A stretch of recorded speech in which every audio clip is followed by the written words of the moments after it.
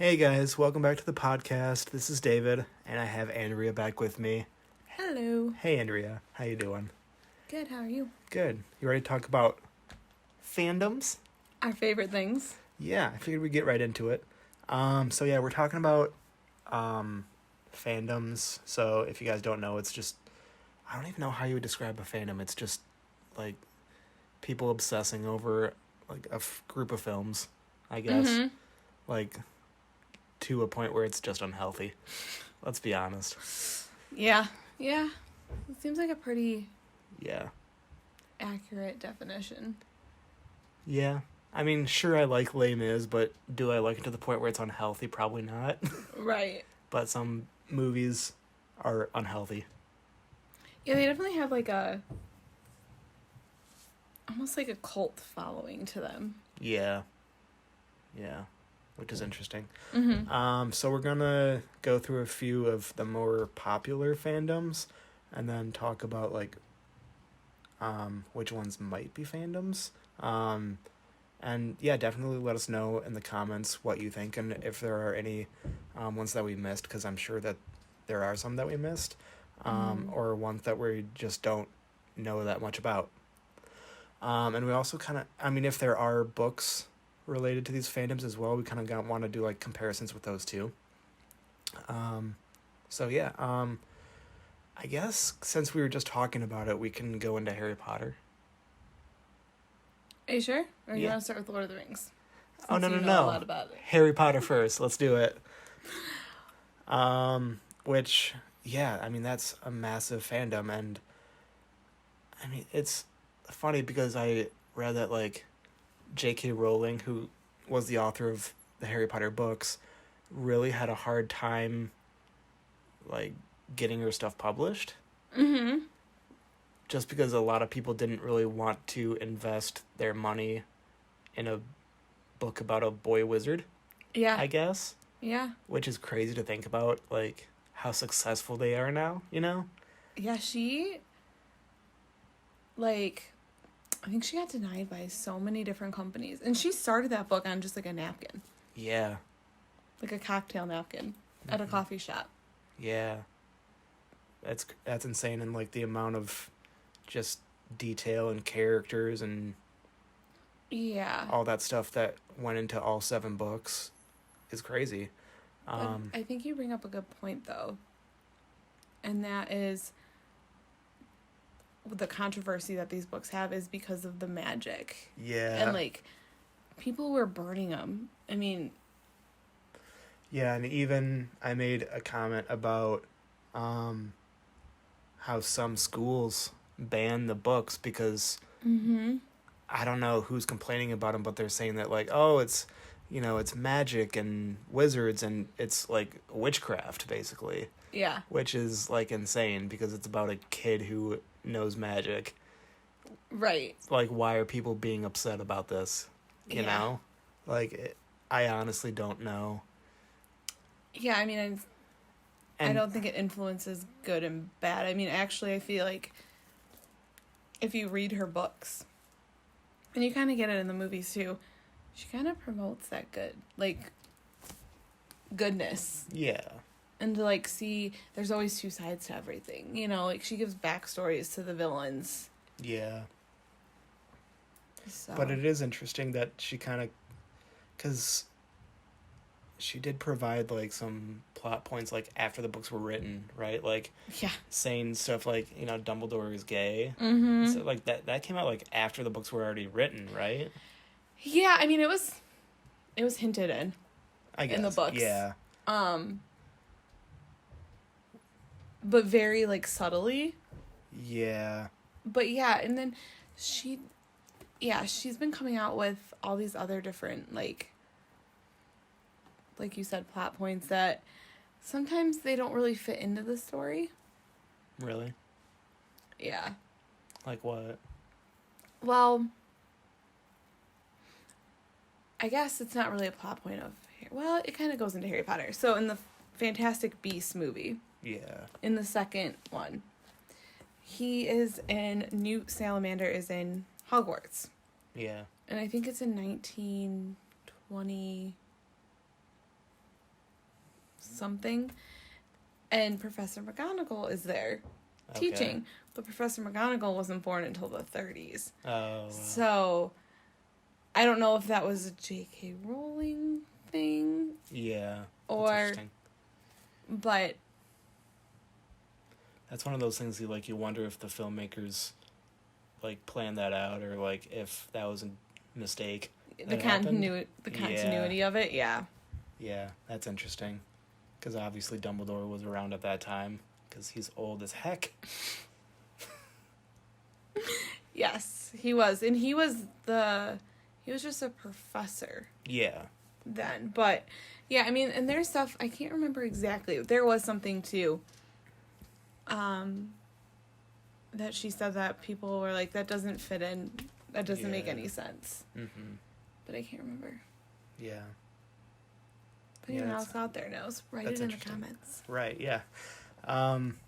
But yeah, I mean, these books and movies, I think, were very... I mean, part of the reason why it's a fandom is because these books and movies were important to kids growing up, which is why I don't understand, like, why they're banned for witchcraft, because, you know, I mean, kids our age love those books and movies because, like, we grew up with those characters.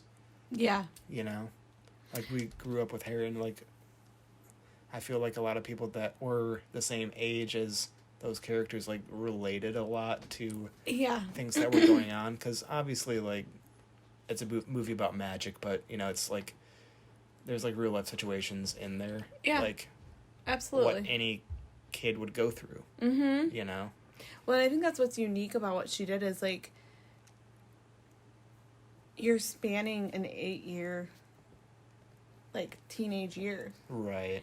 And you go through a lot, and J.K. Rowling actually put in, like, what you go through in each of those years. And so, I mean, I was born in 1990, so when the books were turning into a movie, I was the same age as Harry Potter. Yeah. So, like, each movie, I was the same age, so you could really tell, like, oh, that's exactly, there were still those elements of, this is what we're going through. Yeah. Which is cool. I think that's why it connects to so many people. Yeah. Yeah, they're definitely good stories and relatable characters, and, I mean... Yeah, you have, like, professors and people that you like, and ones that you hate, and... Mm-hmm. Yeah, it's just a very cool world that J.K. Rowling created. And which movie is your favorite? Movie or book? Let's do both. Okay. My favorite movie has to be the first one. Okay. But that's just because it has such nostalgia. Yeah. Like, of getting out of school early and my mom and grandma taking me to the movie theater. Yeah. To see it. And this was also, I think my favorite book would have to be...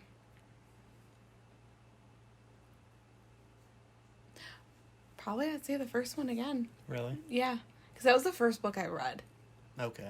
And that got me into reading and that I actually enjoyed. But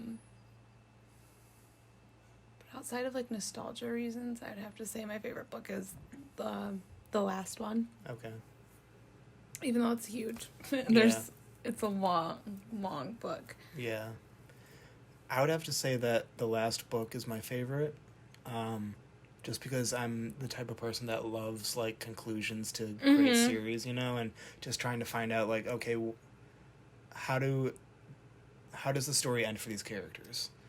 Like, I love that, and, like, I think they did a good job with finishing up the book, and they had a nice little epilogue at the end where they see them growing up. Yeah. That was kind of satisfying, I guess. I think so. Yeah. And it's funny you said that, because I was going to say... That's my exact reason. I feel like the whole series, you kind of build up this, like, tension almost of, like, what's going to happen. Something's, like, building. Yeah. And then you get to the last book, and you get to see that conclusion and see, like, okay, this is how their story ends. And And also you could see the excitement from everyone else where, you know, you went to bookstores to buy the last book and there were crowds, like, and they made it an event for this last Harry Potter book. And then when it went into a film like Deathly Hallows Part 2, you know, just the crowds that were at the movie theaters to see this conclusion was, I mean, there were big crowds. Oh, yeah. So that was very cool, too. And just to see that, like, everyone else was just as excited as you are about it, which was cool. They were excited and crying and... Yeah. That being said, I think my favorite movie, though, was the third one, Prisoner of Azkaban. Okay. What makes it your favorite? Well, first of all, I think that I've talked to a lot of people that say that, like, that's their favorite one, which is interesting, but I think, first of all, my favorite professor is Lupin. Oh, wow. He's awesome. Lupin's just great. And I don't know, just something about, like, I don't know what it was. Like, maybe the fact that they went back in time was kind of cool, or the fact that you find out that Lupin is actually a werewolf. Like, that's kind of cool. Like, I love all that stuff, like werewolves and that kind of stuff. Like, so that was cool, and it just created a sense of darkness for me. And it was also, that was really the only film that did not have anything to do with Voldemort. Like, directly, at least. Just that little bit in the beginning, yeah. Yeah. Yeah. Because this is all about him finding Sirius Black. And finding out that Peter Pettigrew sold out his parents. Mm-hmm. And that Sirius Black was falsely framed. Yeah. So, yeah, I mean, I think I liked it because it kind of stands on its own, but it's still a Harry Potter film, and it still relates to all of the other films. It's still progressing the story, but it's not like... Yeah. Yeah. So it was cool. That is, that's a really good movie. Yeah. I like when Sirius Black comes in. Like, he's one of my... Yeah. And favorite characters. And Gary Oldman is an amazing actor. Oh my gosh. I know. Right? Yeah. And just the way he plays it. Yeah. And so I don't really want to go into, like, least favorite stuff, but I will say the one that I wasn't huge on was Goblet of Fire. Okay, why is that? Well, I don't know.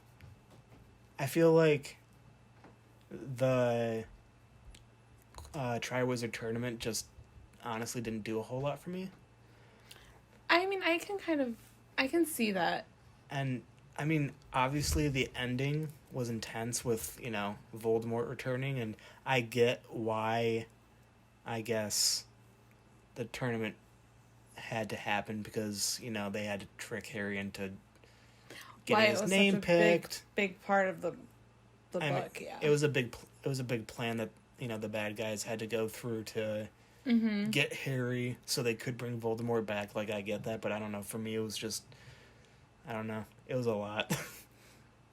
Yeah, and I don't really like the tone in that one. Yeah. The way it was, the tone of the movie, like how it was, I don't know if it was directed or whatnot that way, but on purpose. But that, to me, is kind of what throws me off, too. Yeah. But I did really like movies 5 through 8 because that kind of shows that the characters are growing up. Mm-hmm. And, like, that's the point in time when, like, Voldemort's back, and now they have to kind of prepare for this huge thing that they're not really ready for because they're kids. Yeah. Mm-hmm. So, like, that was really cool. And they're still trying to go through, like life as kids, Yeah. Chamber of Secrets was my... I don't want to say least favorite, but I feel like that's how how your Goblet of Fire. Yeah. That's like Chamber of Secrets for me. I could see that. Like it just, I didn't really. Yeah. There was no storyline. Okay. That really stood out to me. Well, to my point of the Triwizard Tournament, you think about the whole petrification aspect of the second movie and how that was kind of its own separate storyline from the whole Voldemort thing. Uh-huh. Which they kind of focused on for that whole movie. Mm-hmm. So, which is good, but still. Yeah, I mean, that's where you're getting that background about him. Yeah. But, I don't know. Yeah. Harry was too focused on snakes in that movie. Maybe that's why I don't like it, because I'm not a big fan of snakes. There you go. We figured out Blue's Clues. But yeah, kind of getting into like the technical aspects of the film. We were talking about this before, that we don't really know why they weren't like awarded more, or like recognized by the Academy Awards more for like, because I was even thinking like maybe special effects, with all the magic going on, maybe makeup. Mm-hmm. Makeup was pretty good with Voldemort. Oh, and the goblins. And... Yeah, like that was cool. For sure. And they had some really good acting in there too. They had yeah. Yeah. Well, they have some pretty like high up their A-list British actors. Yeah. In those movies. So. Yeah, you think like Dumbledore, McGonagall, Bellatrix. Yeah. Gary Oldman as Sirius Black. And I think like even the kids did a good job. Daniel Radcliffe, Rupert Grint, Emma Watson. Yeah. Rupert Grint's facial expressions, I feel like he does such a good job with like... Yeah. And I know people give him sass because he's like the goofy sidekick or whatever, but he's good. Yeah. No, they had good acting, and I really don't know why they didn't win. Yeah. And their scores were really good too, and very memorable. Mm-hmm. Yeah, a lot of people know like some of the Harry Potter tunes by heart. They know exactly what they are. You. Yeah, me. Yeah. But yeah, and even going into like, what are the actors doing today? Like, are they still acting? Like, of course, Emma Watson is. She's been doing stuff, and so, like you said, like some of the bigger names, are still out there. Yeah.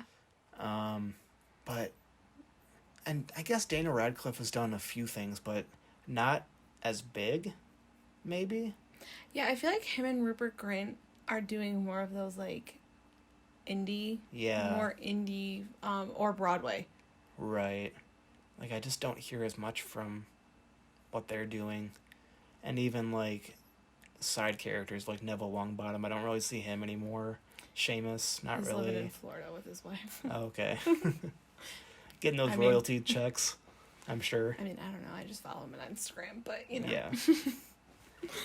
And then you have, like, sad situations like Alan Rickman, who passed away. And, which is great because, like, at least he made it through all 8 films. Yeah. Like, unfortunately... I was wondering where you were going with that. Right? Because unfortunately, a character like Dumbledore, like, he only made it through the first 2 before they had to recast him. Only the first one. What happened to the second? Because he was in the second one. It was the new... Wasn't it? No, that was the third one. I thought he only made it through the first movie. He did the second one, too. Oh. Yeah. I knew it was barely any. Right. But, yeah, I mean, that's sad. Yeah, that was sad. Because the first guy did a good Dumbledore. Mm-hmm. He was more... I don't know. I felt like he did a more frail... Yeah. like Dumbledore. Yeah. Well, he was older, too, the actor. Mm-hmm. So... But I liked his take on it. Yeah, I did, too. But, yeah, thankfully, like, even all the younger actors stuck with it, all 8 films. Because that's a 10-year commitment of your life. Yeah, and not only is it a 10-year commitment, but it's also, like, you're growing up on screen. Yeah. Like, you're going through all that, like, awkward... Right. Yeah. In the public. Like, you think about, like, you and me, like, we were not grown up in that kind of public life, so we didn't have to experience all that. Yeah. Thank God. Yeah, which is good, because, like, that must have been rough. Like, as a 12-year-old kid. Mm-hmm. You know? Absolutely. Yeah, I'm happy I grew up in a small town. You know, so that was good. Yeah. Let's see. What else? Julianne Hough was in the first film. That's a good segue. Which like blew my mind. Yeah, I just showed this to you right before the podcast. But yeah, if you guys don't know, I mean, many of you probably know Julianne Hough, Dancing with the Stars. She's been in a lot of films. She was an extra in the first Harry Potter film, and it was the first Quidditch match of the season, and she was in the crowd amongst the other kids. She was in Gryffindor. So, she's right by Dean Thomas. Yeah. So and Ron. Yeah. So if you look in the first Quidditch match of the first film, I think she has a few brief shots, so like you have to watch out. But yeah, she's in it. And she's adorable. That blew my mind. Yeah. Like, what? Yeah. Yeah. Well, that's another actor. There you go. Who we know what they're doing now. Right. But kind of going into fandoms, it's crazy that, yeah, the books and movies exist, but also other things come out of, those fandoms. Like, a lot of you that are our age probably know about Potter Puppet Pals. There are several videos that you can find on YouTube, but I mean, a lot of you our age know about this, but if you just search up Potter Puppet Pals, I mean, it's just a spoof on Harry Potter and like the characters, and it's just their characters as puppets just being weird, and it's so stupid. It's really stupid, but it's hilarious. Well, even a Harry Potter musical. Yeah. From the kids in Ann Arbor. Yeah. From the students. And just how big that got, and now... Well, and Darren Criss, who was Harry Potter, like, he was in Glee, wasn't he? Yeah. And he played the killer in the Versace, like, American... Oh, I never saw that. I didn't either. So I wouldn't know. But I know he was in that, too. So he's made it big. Yeah, which is because of... That, like, they were just watching Harry Potter one night in their dorm room. Right. And decided to make a spoof script of it. And yeah. Which is awesome. Because did they go to U of M? Or did they? Mm-hmm. Which is so cool. Because that's, right by us. Which is cool. I met a couple of them. Okay. Didn't get a chance to meet Darren, but... We don't have to talk about that. I know it's a painful subject for you. But... Yeah, I mean, I think it shows the power of that fandom. And I mean, and how big this got, there's literally 2 Harry Potter worlds. Yeah. Like. And everybody's so obsessed with, like, oh my gosh, what house am I in? And I want Harry Potter's wand. Mm-hmm. And, yeah, like there are Harry Potter rides at Universal, and, like, it's insane. Yeah. Yeah, and you can actually visit the set, is it, in London? I did that. Did you? How was that? It was interesting. Was it? It was more of like, because a lot of it was filmed in Scotland. Okay. And in the castle. Yeah. In that in an older castle, but the scenes that they did in London, they transformed that whole studio, so it has like all the props. Yeah. So like they have a little bit of like potions class and like all these different things, and you get to go into the Great Hall. So it is cool because you do see like some of the actors visit that, and like they visit the Harry Potter worlds. Can you imagine like just like going to Harry Potter world and coming across Fred and George Weasley? Oh, I would die. That would be awesome. That would be so excited. Yeah. I would definitely fangirl. I would have to do like a double take, just like, are you them? The Weasleys, so like Ron, Fred, and George were by far my favorite characters out of the whole series. So I would be so excited. Yeah. I loved Fred and George. They were just my comic relief for the films. Oh, I know. Which I need in life. That was the only death I cried at in the movies. Yeah. Was when Fred died. Yeah. Everyone else cried when Dumbledore died, when Snape died, and I just cried when Fred died. Yeah. Yeah. I was a little heartbroken about Lupin because, like I said before, that was my favorite character. I was heartbroken about Lupin. And Sirius. Okay. I wasn't as heartbroken about Sirius, but I get why you say that because, you know, the whole relationship with Harry. Family. Right? It's the only family I have left. Well, and then he was finally going to get away from the Dursleys, and then stupid Bellatrix. But he eventually did anyway. It's fine. It all works out. Spoiler alert. But it all works out. Stupid Bellatrix. Yeah. Come on, bro. And then when she taunts him, I killed Sirius Black. I'm like... I think the 6th Harry Potter film, The Half-Blood Prince, was one of the first midnight showings that I went to. Really? Yeah. Because that was back when midnight showings actually happened. I was gonna say. Now they do like 7 p.m. shows the day before, which is lame. It's lame. Yeah. There's something about going to a midnight show. There was excitement to that. There was. Like now it's 7 p.m. and it's like, yeah, it's exciting, but it's like it's 7 p.m. Right? How am I excited about 7 p.m.? Right? It's not like there's something cool you're saying. Going to a movie at midnight. And there was a reason they changed it, but I don't remember why. But they did it for a specific reason.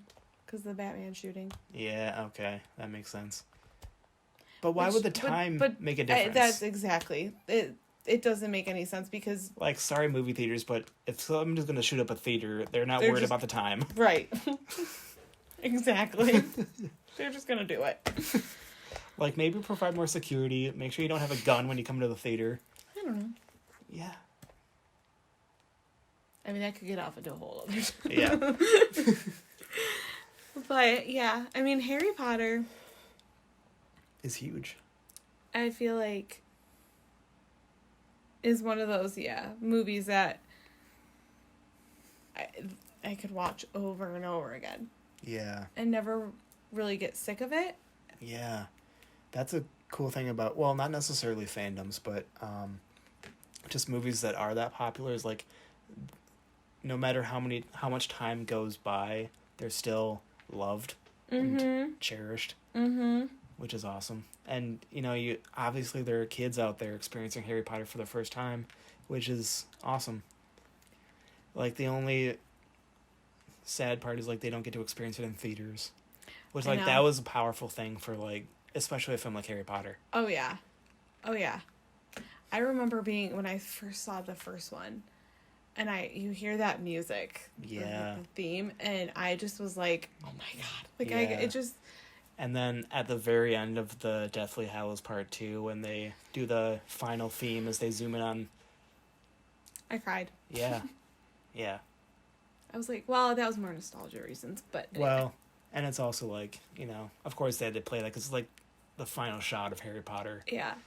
Well, but to me, it kind of shows just how much this whole series means to people. Is I remember right when the last movie came out, because that was the last thing from the franchise. Yeah.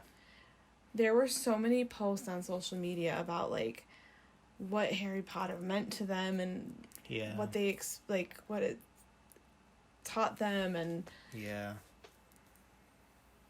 that does. I mean. It takes a lot for a movie or a book to move a lot of people like that. Yeah. Yeah. By the way, what Hogwarts house are you? I knew you were going to ask. We have Slytherin. To. Okay, but you say technically Slytherin, but what house do you want to be in? Gryffindor. And that's the thing that the Sorting Hat allows. You're right. He'd put me in Gryffindor. All you have to do is ask. Guys. There's a chance. He'll listen. Yeah. He might still be like, nah, fam. Okay, Hufflepuff. Yeah. Just for that, you get a Hufflepuff. And he'd be like, what the hell's a Hufflepuff? Anyone who's seen a Harry Potter musical will get that. Yeah. Yeah, I am Ravenclaw and proud. I could see that. Yeah. I could see that. I'm in there with Newt. Newt? And... who else? Luna Lovegood. Luna. Is Cho Chang a Ravenclaw? I want to say she is. She's looking it up either now. that or Gryffindor or Ravenclaw. Yeah. I wanted to say Ravenclaw, though. she might be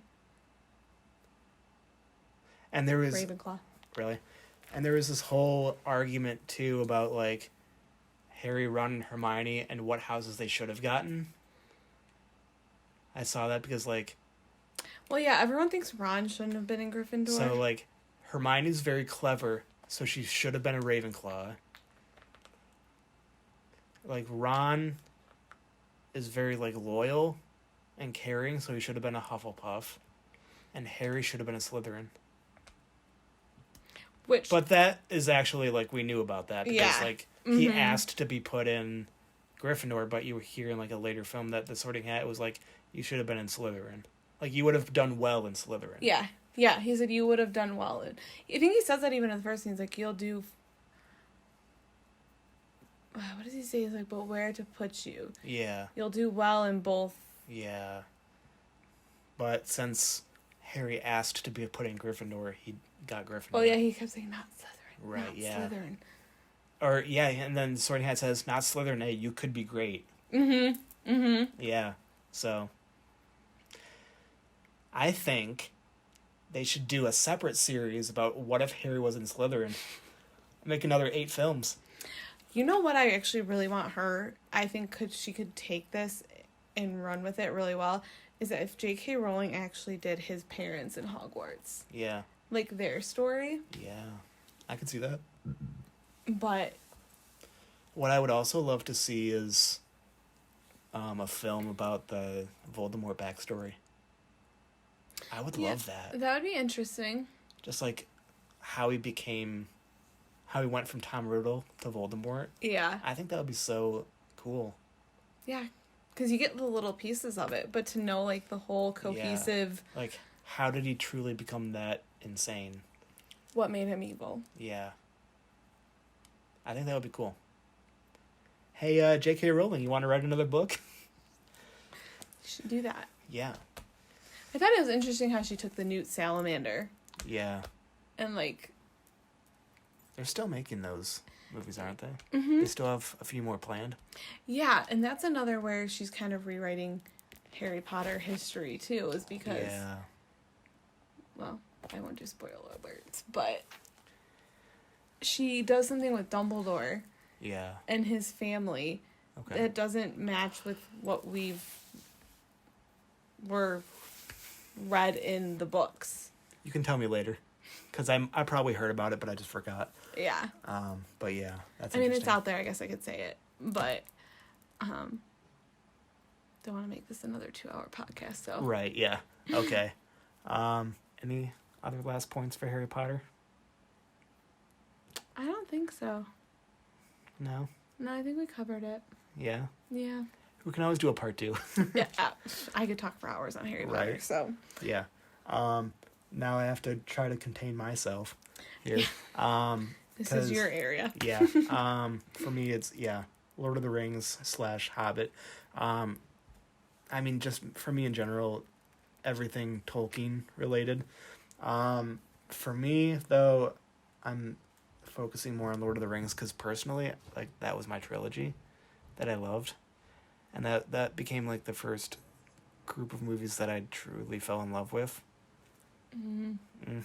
Yeah, it was great. And that's how Harry Potter is for me. Yeah. So I get it. And I remember, because I was 9 when I went to see them in theaters, or the first one at least. And I remember, like, I actually missed the first part of it because, like, we got there late. Because, like, we went, like, right from school or something. That's such a bummer. Yeah. But then, of course, but I sat down in the theater and it was where the Black Riders were going through the Shire and they were, like, asking about Frodo. So, like, obviously this was, like, a good chunk of the way through the film. But these films are big for me because, like, as soon as I sat down from there to the end of the film, I just fell in love with them. And I was at an age, like I said, I was 9, so, like, I didn't really know about Lord of the Rings yet. Like, I didn't know the books. So the movie ended, I was in love, and my dad was like, yeah, there are going to be 2 more. I'm like, what? There are going to be 2 more? I'm so excited. And then, of course, soon after that, I read The Hobbit, because that's more of a children's book. Okay. So I read that, loved it, and then I read Lord of the Rings. And again, loved it. And then... There's a childlike wonder. Yeah. Seeing, like... Because that's how I felt with Harry Potter. Like, the minute you sat down in that movie, I was like... Yeah. Just fell in love. Yeah. And then the next films came out the next couple years, and yeah, I mean, for me, they just got better and better. That had some pretty good acting in it, too. Yeah. Which is insane, because I can transition into this. The Lord of the Rings trilogy collectively won 17 Oscars. Which is... Insane. Yeah, so Fellowship won 4, The Two Towers won 2, and Return of the King was nominated for 11, and it won all 11, which only 3 films in history have ever won that many. The first one was Ben-Hur, like the first one, and then the second one was Titanic, and Return of the King was the third one. And the reason I brought this up is the acting had only been nominated for one of those, and it didn't even win. Ian McKellen was up for Best Supporting Actor in Fellowship of the Ring, I think, and he didn't even win it. But that was the only... So everything else was, like, music and... Visual effects, best directing, yeah. But the only acting award that was nominated for an Oscar didn't even win in the entire trilogy, which is, like, that bugs me, but, like, I don't care, because it won 17 Oscars. Yeah, right? And also I've read, like, information that The Lord of the Rings as a trilogy is the most awarded group of films ever made. Like, between the Oscars and all of the other award shows that there are, like, it won, like, literally hundreds of awards. That's crazy. Yeah. Which is, if you've seen it, you understand why, because they're great. But... See you looking at me like that. Yeah. But, yeah, I mean, a lot of things were done for the first time on these films, which is cool. First of all, so the films came out in 2001, 2002, 2003, and for that to be done, all 3 films were filmed at the same time. I think they started shooting in 99 and finished up, like, early 2001, but then they eventually, like, for the later films, they eventually, like, came back and shot some more stuff that they needed. But that was the first time that had been done, where, like, a group of films had been shot at the same time. That's... I can't even imagine the work that had to go into that. Yeah. I think it was, like, the main chunk of filming was, like, 18 months, which is, like, a year and a half. That's insane. And, yeah, I mean, a lot of these actors... Well, okay, the films were filmed in New Zealand, and a lot of these actors, like, were not native to New Zealand, so, like, they were away from home for 18 months straight, and then they had to go back later on to shoot some more stuff, which is crazy. Yeah. And it's so crazy because, like, Elijah Wood, who's Frodo, he celebrated his 19th birthday. He was a little baby when he started as Frodo, which... He's a baby. He's a little baby, and now look at him. I know, right? But, yeah, I mean, they're great. And what I like about this, too, is these were not the first Lord of the Rings films that came out, because there was the animated cartoon that came out in 78, which, if you haven't seen it, it's amazing and goofy, and it's, I mean, it's I don't want to say it's cheesy, but it's kind of cheesy. But... I mean... But, sometimes cheesy is good. Yeah, but if you look at the cartoon, Peter Jackson, who's the director of the live action ones, he actually used a lot of shots that were in the 78 cartoon. Like, he duplicated a lot of the shots. Oh, really? Yeah. Huh. So, like, in the Fellowship of the Ring, when the 4 hobbits are hiding from the Black Rider, like, under those tree roots, kind of towards the start of the film, when they first venture out, that's, like, directly copied from the cartoon, which is cool. That is cool. Yeah. So it's stuff like that that's kind of interesting.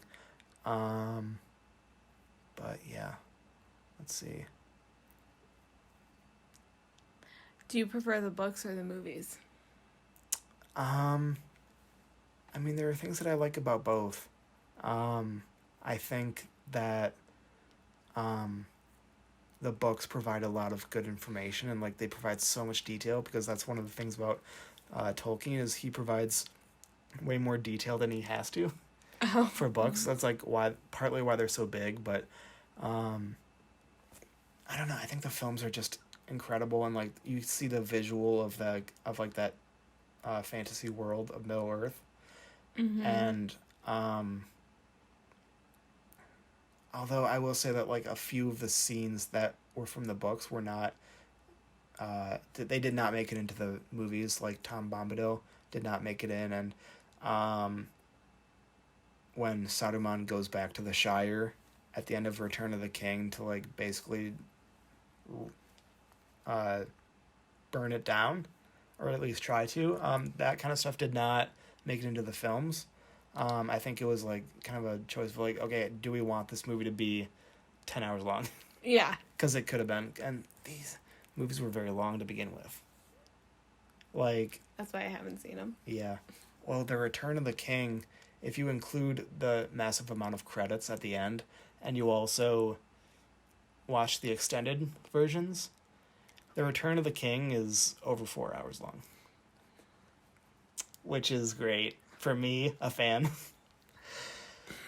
But yeah, I mean, it's if you compare like the Lord of the Rings to Harry Potter, for example, like we had said how we don't really understand why Harry Potter did not win as like really any Oscars.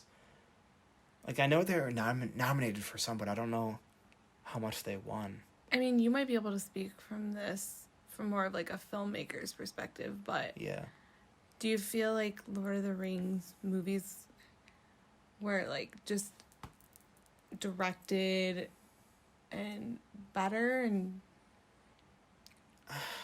the only thing I can think of, and I don't even know why this matters, but I think people saw Harry Potter as like more directed for like younger audiences, so like maybe they didn't take it like as seriously as they should have. That's kind of what I was thinking.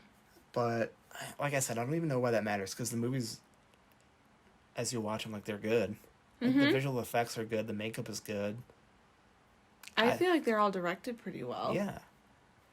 So I don't know why those didn't do as good as the Lord of the Rings, but yeah, Lord of the Rings were just great. I could talk about them all the time. But yeah, they're really good. And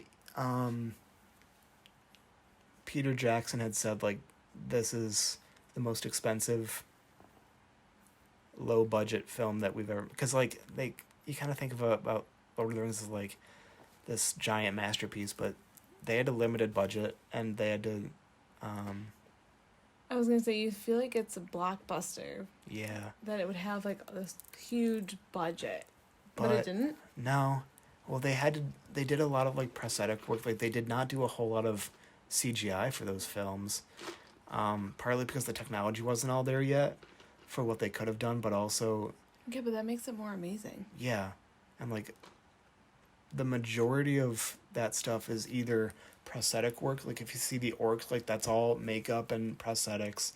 That's insane.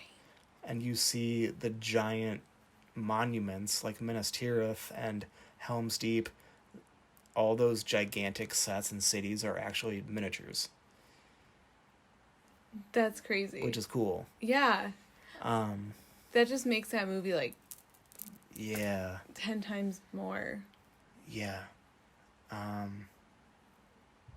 I know in the Hobbit movies they did a lot more CGI, which I can tell. you can kind of like just tell when something is CGI versus, real, which is not great. And one of the examples is like the armies that they have, like they actually, for the Lord of the Rings movies, they had to create software just for this film. Like, for example, like the armies that they do, they had to create a software program called Massive, where they created each individual like soldier and had to give the soldier like free like range, where like they made him fight, they made him walk, run, all digitally, which like I said, like that stuff just didn't exist before those films. So that's crazy and impressive. Very impressive. Yeah. And I say, like, when I look behind the scenes stuff and like I learned about this stuff, I think that's why I wanted to become a filmmaker, because I saw this kind of stuff go on. I'm like, I want to do that. Like, that's so cool. Harry Potter also made me want to be a witch. So. Yeah? Well, let me know how that goes. No, I get it though. Yeah. It's kind of crept your interest in it. Yeah. So it was great. So if you want to, spend an amazing 22 hours of your life, watch Lord of the Rings and The Hobbit extended editions, which I'm going to make you do. Yeah, okay. You sigh now, but wait till you see them. Yeah, it's going to be great. So yeah, we can move on. Now, the next ones that we're going to do are, you and I kind of did our own personal fandoms, right? Yeah. Like, yours was Harry Potter, mine was Lord of the Rings. So now we're kind of going into ones that, like, yeah, we know a bit about, but, like, we don't know everything. Yeah. We're not really into these fandoms. Yeah. So our next one is Star Wars, which, again, when you think about the original trilogy, episodes 4, 5, and 6, for that time, those movies were amazing. Oh, yeah. And if you haven't seen the Star Wars movies, like, okay, shame on you, first of all. But also, episode 5 had one of, if not the greatest plot twists in history. Oh, 100%. Yeah. Like, even to this day, like... It beats the Sixth Sense plot twist. Yeah. Like, Luke, I'm your father. Like, bro. I feel like if you haven't even seen that movie, you know that line. You know. I saw a YouTube video about kids watching that movie for the first time, and you see their reactions when they find out that Darth Vader is Luke's father, and you just see them, no! Which is, like, the sweetest thing ever. Yeah. Love that. But I was kind of ruined because I didn't even see those movies until the prequels were starting to come out. So at that point, like, I already knew that Darth Vader was Luke's father because it had been spoiled for me. Well, you hear it everywhere. Yeah. Right? Like... Right. There's... Like, that's why you have to show those movies to kids when they're, like, 2 years old. Otherwise, they're going to find out. But, I mean... I'd heard that before, but I never knew who said it. So it was still a plot twist. Yeah. So, I think I know your answer, because you've told me. But, so they have the original trilogy, 4, 5, and 6. Mm-hmm. The prequels, 1, 2, 3. And then, whatever the sequels, 7, 8, and 9. Which group of films do you like most? Out of those 3 groups. I have to say... Or, what are your favorite individual films?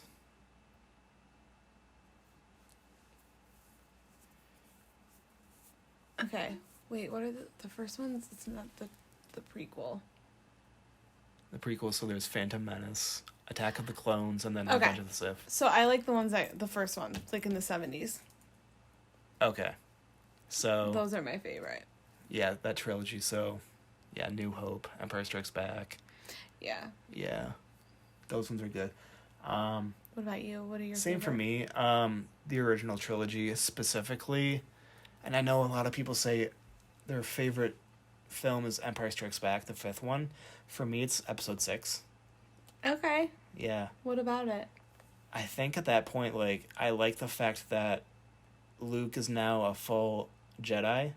And, like, you just see him, he's more sure of himself. He's a lot more confident. And I don't know, for me, I like that. Yeah. Where, like, episode 4, like, yeah, it's amazing. But, like, he's a farm boy and, like, he doesn't really know a whole lot about the Force and all that. But by episode 6, like, he knows his stuff. Yeah. It's more action. Yeah. I do like the prequels, though. Yeah. That... But Hayden Christensen. Yeah. Yeah, I know that when the prequels came out, and for a little while after that, people did not like them. They thought they were terrible. But then episodes 7, 8, and 9 came out, and they were like, you know what? The prequels aren't that bad. They could be worse. They could be episodes 7, 8, and 9. Yeah. Well, I feel like people hated on them because of the love story. Which ones? The prequels. Okay. Yeah. Like how it was more focused on Anakin. Yeah. And Princess Leia. Yeah. Or not Princess Leia. Padme. Padme. Which I thought was alright. And it was kind of cool to see Palpatine become... Well, I guess he was already technically the Emperor. But just to see, like, kind of how he got to power was kind of cool, too. I would like to... This is kind of going off into another point, but I would love to see, like, an Emperor Palpatine origin story. Ooh, that'd be interesting. That'd be cool. Yeah. That'd be really cool. Because you see, like, episode 1, he's kind of already, you know, the bad guy. Mm-hmm. You know? But he's just kind of working towards becoming the Emperor. Yeah. But it would be cool for me to see, even before that, like, him working up to that point. Like how he became a bad guy, why he did it. Yeah. So, you know. And who came before him, right? Mm-hmm. Oh, yeah, that would be interesting. Yeah. Because he tells the story to Anakin in episode 3 about, you know, an older emperor that, like, knew the ways of the dark side or whatever, so. That's right. So it would be cool to see that. Yeah. And also, like, speaking of origin stories, like, it would be cool to see, like, a Yoda one. I would love a Yoda origin story. Who doesn't love Yoda? Right. Like, just to see that, though, that would be cool. That would be. It would be. Yes. I also love the fan theories that came out from Star Wars. Like, I know a lot of people have said, like, and I hope they're mostly joking about this one, but the fact that Jar.R. was a Sith Lord. Like, like, people are saying, like, oh, yeah, like, when Padme says that she needs Jar.R. to fill in for her while she's away, like, people are saying, like, oh, yeah, Jar.R. meant to do that. He wanted power. Because he's an actual Sith Lord. Oh, my God. And, like, that's the goofiest thing ever. Like, okay, honestly, Jar.R., really? I mean, come on. I think it's goofy. so funny how people just, like... They just want an excuse for why Jar Jar is in the movies in the first place. Because I'm with the majority of people where I just did not like Jar Jar. He wasn't my favorite. No. Like, if he was not in Star Wars, like, I wouldn't have even noticed. Oh, well. Poor Jar Jar. Yeah. And then another, you know, well, this isn't really a fan theory, but it's something that they focused on in episodes 7, 8, and 9, which is, you know, focused on Rey's parents and trying to know, like, who they were, and leading up to episode 9 where we find out, you know, just people trying to guess who her parents are. Like, oh, is she Luke's daughter? Is she Han and Leia's daughter? Like, we don't know. And then, okay, I'm going to say the spoiler, so, like, skip ahead 30 seconds if you don't want to hear. But she is Emperor Palpatine's granddaughter. Oh. Yeah. Because in episode... Have you seen it? No. Oh, okay. But in episode 9, the first time that you see this is Rey, uses the like force lightning from her hands, and that's when everybody's like, okay, you're Emperor Palpatine's granddaughter. Okay. And then like I remember seeing stuff floating around the internet about it. And then Ben Solo kind of confirmed it for her later on. And the whole thing was like the Emperor wanted to bring Rey to him so like he could so they could work side by side basically. As like granddaughter and daughter, whatever, but interesting. Obviously that doesn't happen and she kills him. Spoiler alert. Right? But I did, and this is kind of going back into like the origin stories. I heard that they're making an Obi-Wan series. Oh, I think I did hear that. Like too. Between the prequels and the sequels, or the original trilogy, like between episodes 3 and 4, like they're kind of going into like what Obi-Wan was up to while Luke and Leia were growing up. Interesting. Yeah.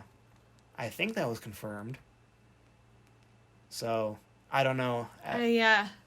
I remember hearing it. Yeah. Hearing about it, though. I think Ewan McGregor confirmed it, too. So, I'm assuming... I don't know if they're still working on it, because that was announced a while ago. That was before Rona. Yeah. Before good old Corona. Yeah. But if you look at, like, each group of trilogies, it's cool to see, like... the special effects grow as well, because obviously the original trilogy was from the 70s, early 80s.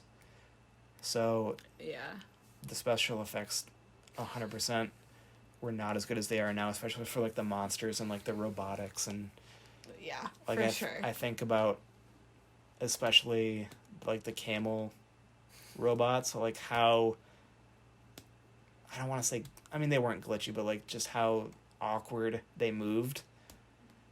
And you think about now how seamlessly everything works together because of how far special effects have come. So, but like I've said before, like for its time, it was so cool. Oh, for sure. Yeah. And there's a reason like why those movies remain to be as big as they are. Well, I feel like it's like exactly what we said with Harry Potter too, is now there's a whole new generation. Yeah. Like coming up and discovering these movies and like becoming part of the fandom at such a young age. Yeah. So. And it's also those movies, especially the original trilogy for me, if it ever comes on TV or if I ever pass by, like I have to see it. I just have to. And it's another one of those series, like even if you haven't seen it, like Chewbacca, you know R2-D2 and right, Darth Vader, all these characters, and Darth Vader is like one of, if not the most recognized villains in film history. His voice, like Darth Vader, whether or not you've seen him, right? The films are not like the guy, the voice. It's great. So Star Wars, it's pretty fun. I love it. What's the next one? So now we kind of want to go into like the superhero stuff. So kind of like Marvel and DC and that kind of stuff. Are you a big like superhero fan? I like Marvel more. Do you? Yeah. Depends, though. It really depends on the superhero, to be honest with you. Yeah. I think I do, too. But just thinking about how many films Marvel has made is insane. Yeah, they make so many. You think about the films that they've made since the first Iron Man back in 2008, including that one, they've made like 23, like including the second Spider-Man. Well, I think it would be 24 if you include Black Widow, like her solo movie. That came out this year. Well, it's supposed to, but Corona. So that's a massive amount of movies for 10 years. But you even think about the stuff that they made before that, like the X-Men movies, Fantastic Four, and then they made like old school Captain America and Iron Man movies. Like, I don't even know when, but the old school stuff. Mm-hmm. I don't even think I've seen those films, but yeah, there's a lot. And I know we talked about last time about like Spider-Man and stuff, and yeah, I mean Marvel has created like so many films, and you even look at the comics and there's just so much that you can make that they haven't even tapped into yet. Exactly. Which is crazy. So I feel like DC isn't as like, I don't know, they don't have as big of a... Well, and it's partly not even about that, but they just kind of keep on redoing the same... That's true. Movies. Like, how many actors have been through the Batman role? Like, what number Batman are we on now? I don't even know. Like, yeah, Robert Pattinson. Like, Ben Affleck only had a few good runs as Batman. He played in like 2 movies, right? Yeah. And then Christian Bale before him, and Michael Keaton. They each play like at only like 3 or 4 movies. Yeah. And then they get a new Batman. Right. And then you have to watch another origin story. Yeah. And it's the same thing. Like, they're not new. Right? I don't know. It's crazy. What other... Because you have Batman. What else is DC? Superman. Wonder Woman. Green Lantern. Those are kind of the big ones. And then, you do some characters that were shown in Justice League, like The Flash and Aquaman, but we haven't really seen a whole lot of those guys. So, like, yeah, they just don't use a whole lot of their characters, and if they do, they just do different actors and try to recreate the story. Well, I feel like it's because a lot of those, like, Marvel, I don't know, I feel like people just gravitate more towards like Iron Man and...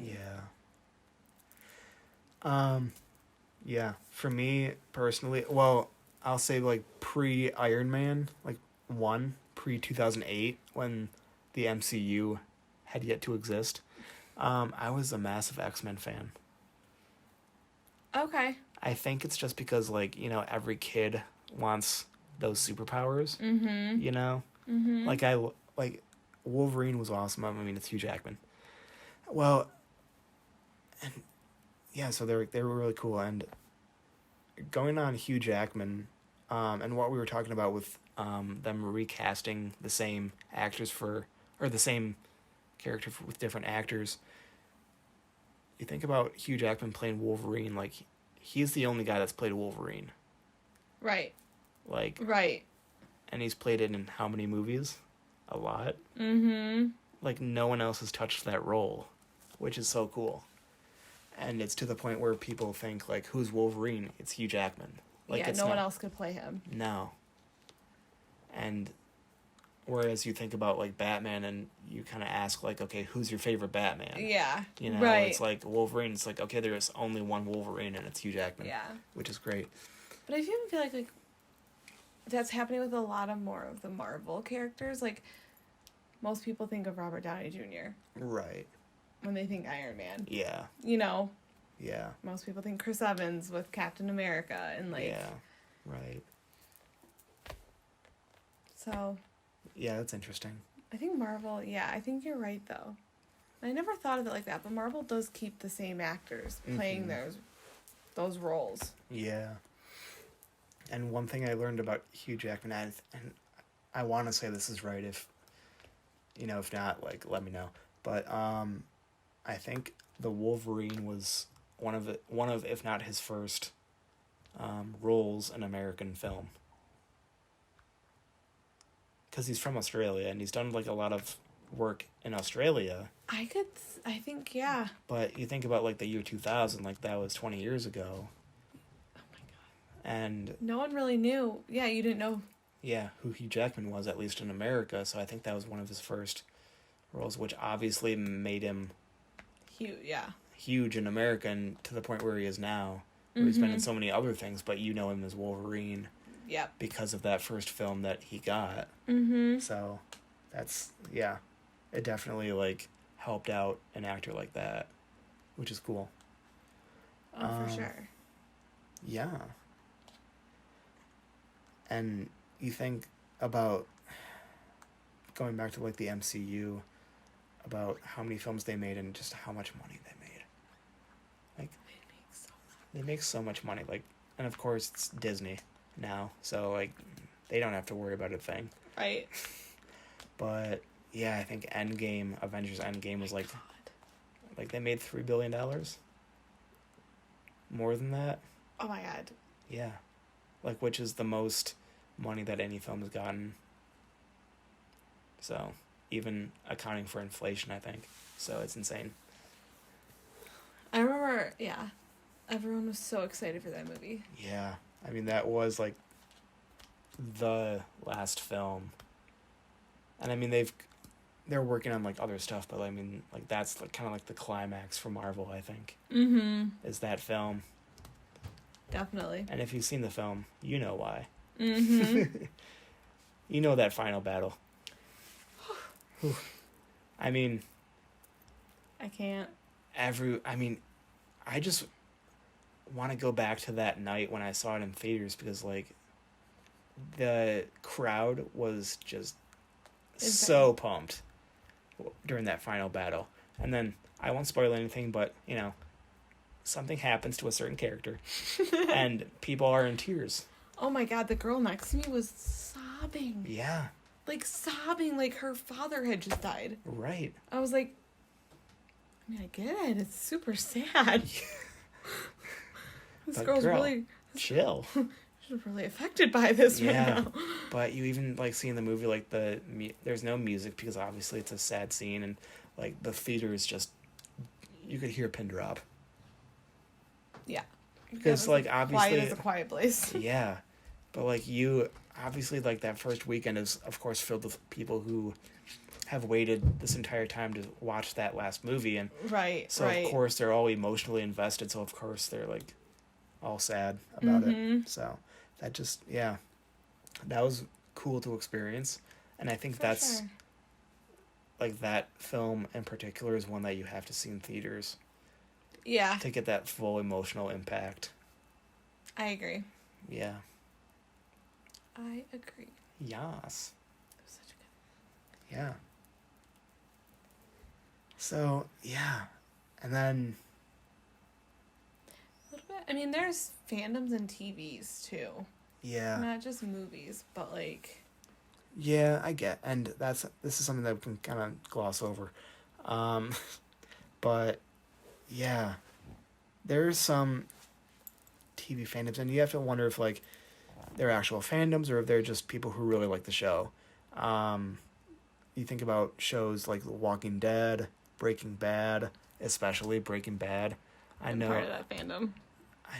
There are so many people that are just absolutely obsessed with that show. It's so good. Yeah.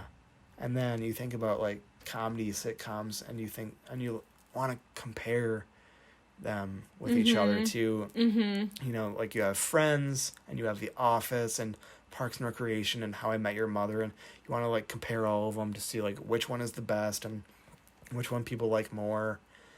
I've seen a good chunk of The Office, but I don't know if I've seen every single episode. But, like, Friends, Parks and Rec, How I Met Your Mother, like, I've definitely seen all of those. Don't shake your head at me. Don't you do it. I'll do it tonight. That's your homework. Okay. I would say go watch Lord of the Rings, but I demand to show that to you. Okay. Yeah. Like, yeah. Oh, no. I'm going to make sure you watch The Office. Okay. Yeah. It's happening. But, yeah, I mean, when people think of fandoms, they think of, or they automatically go to films, I think. For sure. I think, like, you know, TV shows could also fall into the fandom category. I think the ones we specifically mentioned, I feel like have that longevity that movie films have. Yeah, because even I went to the Warner Bros. Studio in LA, and I did like the studio tour or whatever, and at the end, like, you can sit like on the Friends couch, like in the coffee shop in Central Park, and like the gift shop, like half of it is just Friends stuff, right? And like they have the Friends, like you can go to like the coffee shop and actually order coffee. Yeah. So it's like, I feel like that wouldn't happen if Friends didn't have that big of an impact. Exactly. I feel like they even had a Friends like pop up. Yeah. Coffee shop. Or like, I don't know what it was called, but you could go into Monica's apartment and like. Oh yeah. And so yeah, I mean Breaking Bad. They don't have, it's not like to the level of Friends, but like there's still people rediscovering it. Like I just watched it for the first, I watched the complete thing for the first time over in quarantine. Okay. Yeah. So like in the office, people are constantly. Yeah. Like I was at where was I? Oh, my niece's birthday party, and this 12-year-old was talking to me about how he started watching The Office. Yeah. And it's his favorite show. Yeah. I'm like, so even young, like, these shows, I feel like they have those longevities like Harry Potter and Lord of the Rings do. Yeah. And, like, all of these fandoms that we've said, and even going into TV, like, all this stuff is so quotable, too. Mm-hmm. Like, you think about the amount of quotes you can pull from any one of these fandoms. It's limitless. Oh, for sure. Like, I quote stuff from Friends in The Office all the time. Like, one of the most common ones in Friends is just like, how you doing? Mm-hmm. Like, you know, like, you know that. You know which character says that. Or could I be? And then, yeah, like, what are some from, like, Harry Potter? Like, quotable stuff? Yeah. It's Leviosa. Not Leviosa. My niece does that. Does she? And she's 5, and she'll go, stop. I'm gonna poke your eye out.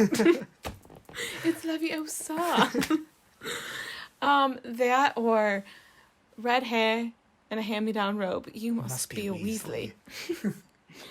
Or my father will hear about this. I think that's the biggest one with Malfoy is my father will hear about this. I think what else with Harry? Well, if you even think about like the Harry Potter musical, just the Malfoy character, my father will hear about this. That's great. What else? Oh, when Harry's like, I am the chosen one. Yeah. She's like, she just is interested in you because you are the chosen one. I am the chosen one. I am the chosen one. And you see, like, you know, the memes about this stuff too, just making fun of it, and you think about, like, I even think about like the Frodo meme from Lord of the Rings, where it's like, what was it? All right, then keep your secrets.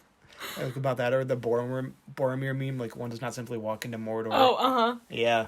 I've seen that one. Yeah. Is there any like quotable from Lord of the Rings that people say? The entire movie. Okay. Yeah, I mean those two for sure. And then I'm trying to think about quotable stuff, but oh yeah, it's like, what about Second Breakfast? Oh, stuff like that. Yeah. Those are all things that I've definitely seen those in memes. Yeah. I don't know, like, even like Avengers has quotable stuff that people say. Yeah, I mean, like that's America's ass. Yeah. Or even like simple stuff like Tony Stark saying, "I am Iron Man." Like that's a big, like, quotable thing. Yeah. I mean, I can quote stuff from The Office all day. Yeah, I think that show is probably up there with one of the most quotable. Yeah. Have you seen Parks and Rec? I've seen one or... I feel like I saw the first season. Okay, because it gets better. But Andy's character, Chris Pratt's character, eventually sings a song about the town mascot, I guess. It's Sebastian the pony. And he creates a song called 5,000 Candles in the Wind. And I could sing that anytime. And it's so good. Partly because it's Chris Pratt, but I mean, the song, like, I know it comes from a comedic show, but it's really catchy. Mm-hmm. Like, it's a good song. So it's good. Yeah. I feel like The Office, I can't even put down, like, the one quote. Yeah. Like, there's just so many. Right. Well, okay. I think the quote that everyone goes to is, I don't know if you've seen this episode, where Jim dresses up as Dwight. Okay, yeah. And he's like, Bears beats Battlestar Galactica. And he's like, that's not funny. Identity theft is a joke. It's not a joke, Jim. And he's like, that's not funny. Michael! Yeah. That or, Dwight, you ignorant slut. Yeah, definitely. Yeah. So, and it's cool because, yeah, all these, like, films and TV shows, like, partly why they're fandoms, like we said, is just because they mean a lot to people. Like, I was thinking about, like, The Hobbit when I saw that in theaters, and, I think it was the first one, An Unexpected Journey, and I went with a few friends, and there was this girl, you know, a few seats away from me that was, I mean, she was my age when I saw The Lord of the Rings for the first time. So I'm thinking, like, she's experiencing this stuff now, you know, and it was the best thing ever because she had the same expression that I did when I saw it for the first time, where it's just, like, mesmerized and in awe, and, like, she's not, like, distracted by other things. She's not bored. She's... Right. Yep. And I swear, at the end of the movie, I just heard, when the credits were going through, I swear I heard her say, wow. Yeah. And I'm just like, oh my gosh. I'm so proud. Wait until you watch Lord of the Rings. Just wait. It gets so much better. No, there is a magic to it. 'Cause I remember going into sitting in the theater. There wasn't a lot of people because that we went during the day. Yeah. So my mom had taken me out of class. And I just remember the minute the theme song came on for Harry Potter. Yeah. Or the score, I was like, I was just in awe. Like, yeah. It hadn't even really started, but just... Right. And my mom could tell, because she, like, looked over at me and, like, like, pat my arm, like, are you excited? And when it ended, I was like, oh my gosh. Yeah. I watched that movie so many times. I had, like, I knew the lines. Right. I could say it along with the actors. Right. Yeah, but it's cool, like, certain films have such an impact.